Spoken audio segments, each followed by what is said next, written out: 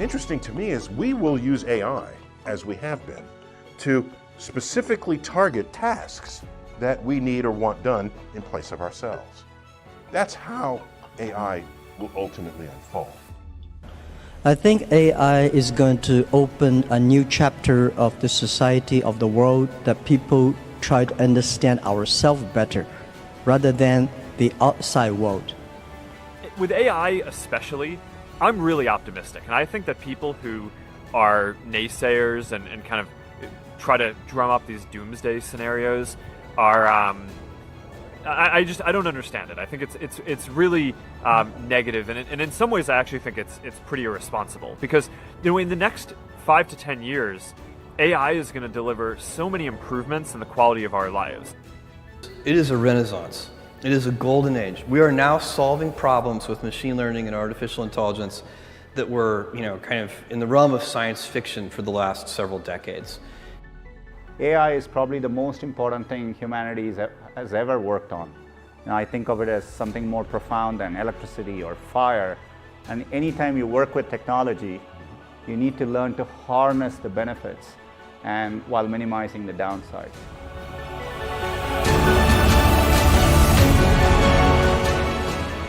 We're focusing on autonomous systems.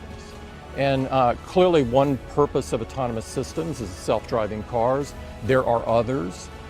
And we sort of see it as the mother of all AI projects. AI is already helping us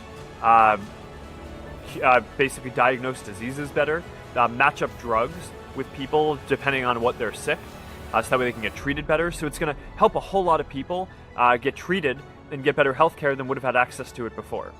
If you look at self-driving cars, they're going to be safer than people driving cars.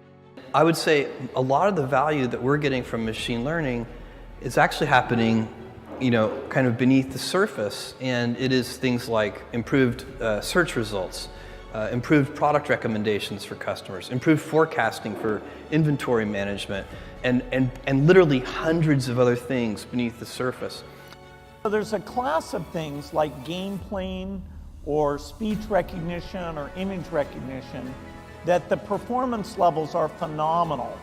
If you compare human speech recognition to computer speech recognition, the computer is slightly better, and that's mind-blowing.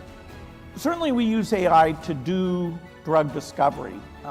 These biological systems are very complicated, and so the fact that we have vaccines for TB and HIV coming, that's partly enabled by this rich data, advance in biology, and machine learning.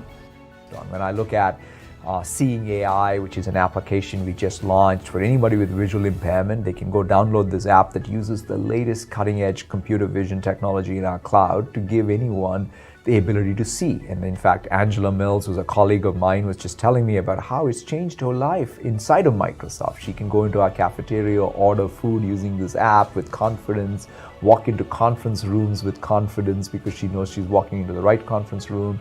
Or what we've done with our OneNote and Word learning tools. Anyone who has dyslexia can now use AI to be able to read better. The latest release of Windows 10 has this capability called eye gaze, which is something that we learned working with Steve Gleason and the ALS patients, to saying, if all you have is the eye muscle and the gaze, can we help you type? Yeah, you have to be careful when there's advances. In a sense, we're all better off. If the machines can make all the food and the clothes and none of us have to work, you think, okay, now we have all the freedom. If we want to stand behind the counter and make sandwiches, okay, you can if you want, but there's this other way to make those goods and services. But it will be very disruptive because, say you're mid-career in manufacturing or driving, then it's a disruption. Now, we've had that in a slow way for hundreds of years. We used to all be farmers. Now, very few of us are farmers. I said it's right to be concerned, absolutely. You have to worry about it, otherwise you're not going to solve it, right? And it's important to understand tomorrow whether Google is there or not, artificial intelligence is going to progress. Technology has this nature, it's going to evolve. I think pulling back, history shows pulling back, countries which pull back don't do well with the change. We know that. 20, 30 years ago, you educated yourself and that carried you through for the rest of your life. That is not going to be true for the generation which is being born now. They have to learn continuously over their lives. We know that. So we have to transform how we do education. Look, I mean, you nailed it. Anything that's repetitive and done, on the back of, technology or, is going to be fundamentally vulnerable. Yeah. So I think technology, and in particular AI, can in fact bring more empowerment, more inclusiveness. And at the same time, we should be clear-eyed about displacement, clear-eyed about unintended consequences like any other technology, and work both skilling so that people can find the jobs of the future, create new jobs, and lastly, I think have a set of policy decisions that really help people as they go through this change. People are already unhappy because a lot of machine learning, artificial intelligence killing a lot of jobs. People start to worry. The background, the education background, if you're not innovative enough, if you're not creative enough, your job will be taken away by a lot of machines.